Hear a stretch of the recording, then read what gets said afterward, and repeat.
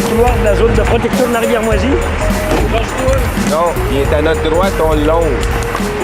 Mais la zone de protection a commencé aux lignes d'hydro. Donc ça fait 5-6 km que c'est commencé, c'est juste à notre droite. On s'en va en parallèle. On est sur la frontière pratiquement.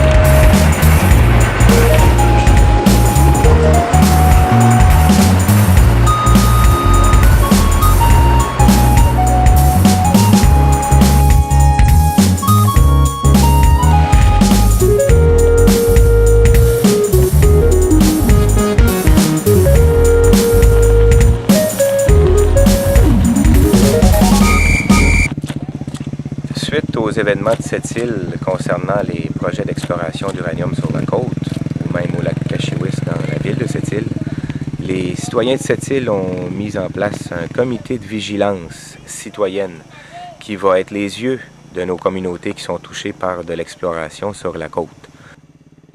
Ben, on est venu voir le chemin où Terra Venture va faire un nouveau emprunter ce chemin site ou cette coulée-là pour faire la nouvelle route d'accès pour se rendre au site du lac Cachiwas. Donc on a suivi le filament, on a vu qu'ils sont venus mesurer probablement cette semaine. Ils ont tous obtenu les permis nécessaires pour... c'est un deuxième permis pour une deuxième route d'accès parce que la première était inutile. Mais là, ils vont emprunter la route de motoneige, le sentier aménagé depuis presque 40 ans par les villégiateurs du lac. Ouais, je pense qu'on va y aller, hein? Ouais. Le groupe de vigilance est formé de juristes, d'environnementalistes, d'ingénieurs, de médecins, de caméramans, de photographes, et puis de citoyens qui agissent comme guides et comme spécialistes du territoire pour faire de chaque visite une prise de données avec des échantillons de laboratoire, que ce soit pour les sols et les eaux contaminées. On va aussi établir les taux de radioactivité du milieu avant les travaux ou maintenant par rapport aux travaux. Donc les résultats seront de l'information qui vont permettre aux citoyens des différentes communautés de s'informer quant à ce qui se passe vraiment à titre de développement minier uranifère sur la côte nord. Ils ont fait leur grand chemin d'accès qui est en bas. Ouais. Et puis après, ils se sont tassés à côté pour faire un chemin d'accès pour le 4 roues. Et puis tout est coupé ici. Gaspillage. Ils ont débordé ici. Mais le bois n'est pas ramassé, là? Le bois n'est pas ramassé parce qu'ils n'ont jamais eu à rouler dedans. Ils ont voyagé par hélicoptère. Ils ont fait un accès bidon finalement. La butte est bien trop à pic pour passer avec une machine. Donc ils ont coupé finalement pour rien. Selon la norme FSC canadienne qui essaye d'adopter, là, ça vaudrait à peu près 500$ par arbre là, en amende. Ouais. Pas comme faut chez eux autres. Oui, c'est 500$ de la souche. De la souche. Ouais, pas grave. On parle de la norme FSC, c'est une des seules normes qui gère aussi le reboisement et en tout cas la première, deuxième et troisième transformation. Là, pas des affaires de même. Là. Ça, c'est un massacre. Non, ils vont à tâtons, ils savent pas ce qu'ils font. La preuve, c'est qu'ils recommencent un autre chemin d'accès cette année.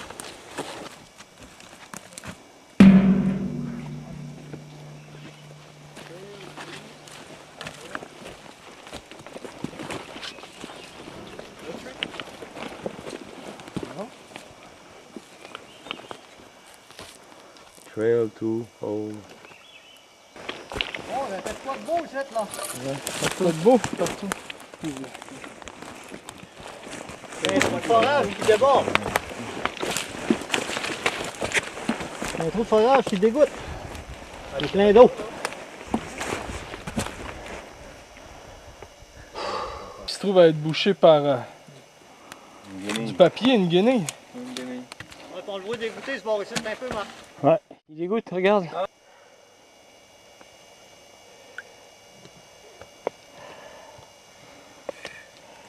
Ils ont découpé jusqu'à... Il y a un autre trou à côté, Marc. Ouais, celui-là qui est à côté, il y a un petit trou dedans, c'est là qu'ils s'accrochent, sont comme un rond. On va laisser tomber le plomb là-dedans, hein, Louis? Oui. Ça puis un pot, on va essayer de... Mais là, on est proche aussi du lac, là. Là, on est juste en bas. On est juste en haut. C'est trop Louis. Puis du ruisseau qui amène ruisseau d'Aigle qui va directement dans la moisie. On est juste à côté. Puis ici, on va en faire une photo avec le poteau puis les... Ouais. Le bague aussi, hein? Les bagues, ouais, c'est ça. Bague, hein? On va te faire ça. C'est parti. L'odeur est dégueulasse, hein? Ouais, l'odeur est dégueulasse. Pouvez-vous décrire ça, s'il vous plaît, chacun? Ouais, ça sent un peu le fioul. Ça sent le fioul, diesel. Ils ont laissé un baril d'ailleurs dans le bois d'entrée. À 100 pieds d'ici.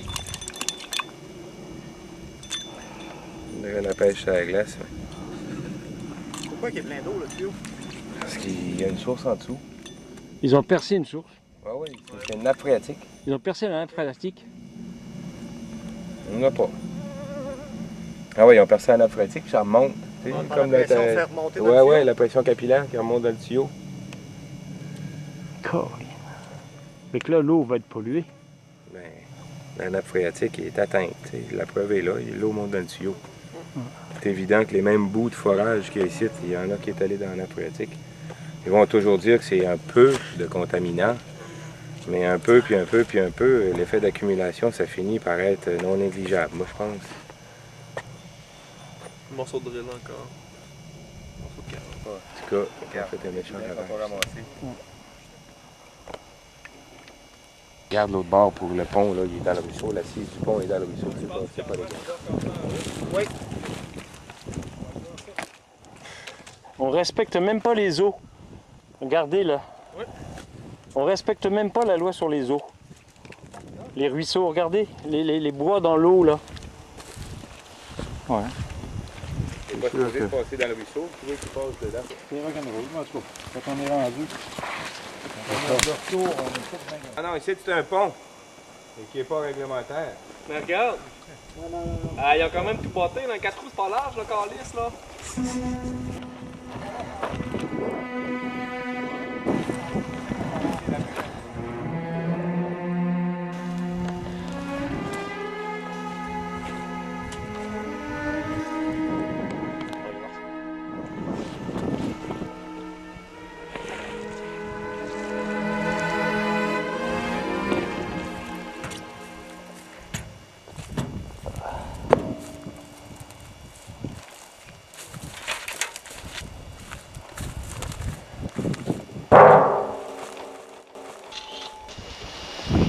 C'est sûr qu'on ne peut pas manipuler ça avec nos mains.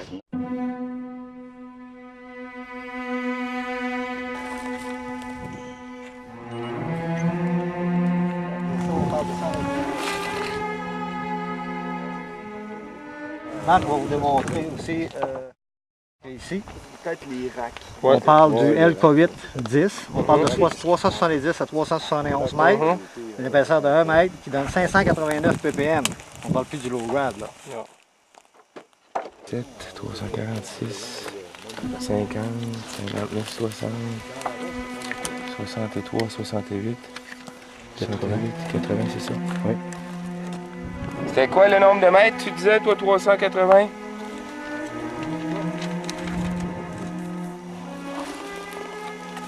« 370 à 371. 372, 368 à 372. Mettez dedans. Il est titre, c'est lui. Lui, on parle de 589 ppm.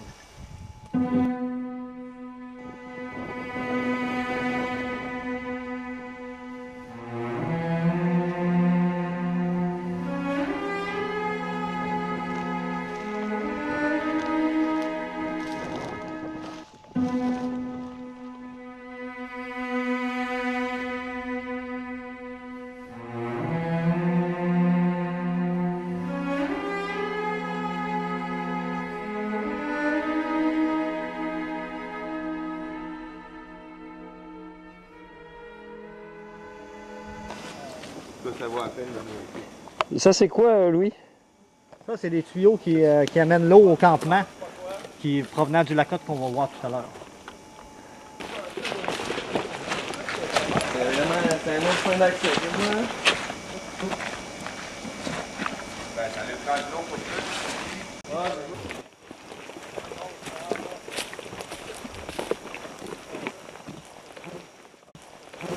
Ah, si, bois, avec les 45 gallons sur le bord du lac.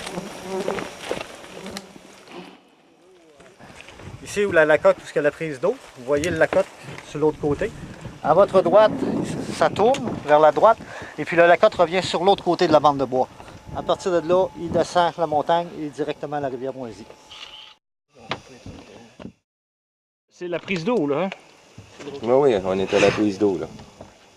Tabarnouche. Eh oui.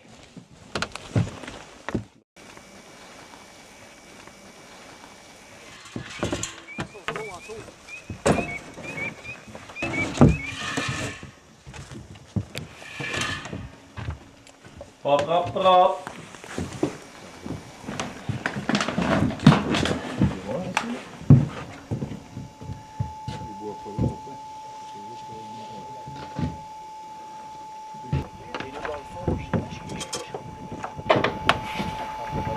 Ouais, t'as plus du mouspade. Tu vois, 2 caméras? Hein?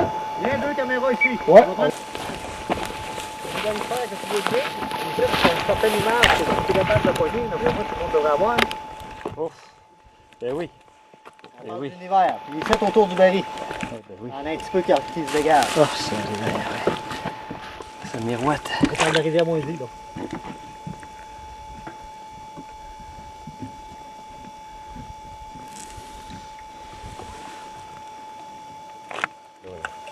Ça se déverse direct dans la rivière Moisy. On est en bas là, du lac d'Aigle. On est à côté, là, on est sur le côté de la rivière Moisy. Là, on est presque au même niveau que la rivière.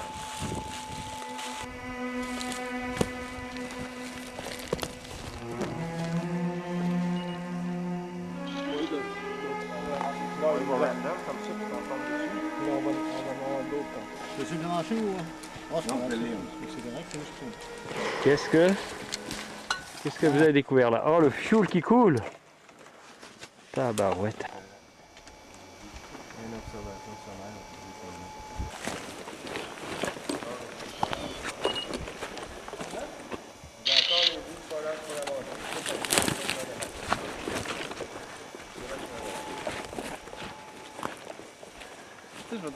Là, t'as un code dessus, c'est le 08, t'as un emplacement de forage dessus, lui. Ouais, quand même 08. 09, c'est le numéro 9, ça. On a regardé les carottes. Ça, je veux dire, même s'ils mettent le cabane là, il était-tu vraiment obligé de couper à 100 pieds tout le tour? Sors-tu le pion? On va le câble, la corde? C'était pas fermé, ça, ce trou-là? Non, lui, il n'est pas fermé. Tu sais que ça a coulé à côté. Ah ouais, les bouts de forage. Aïe, aïe, aïe, aïe, aïe. Ah ben, ça s'en va jusque là-bas dans la tourbière. Ça descend le cotillage, là.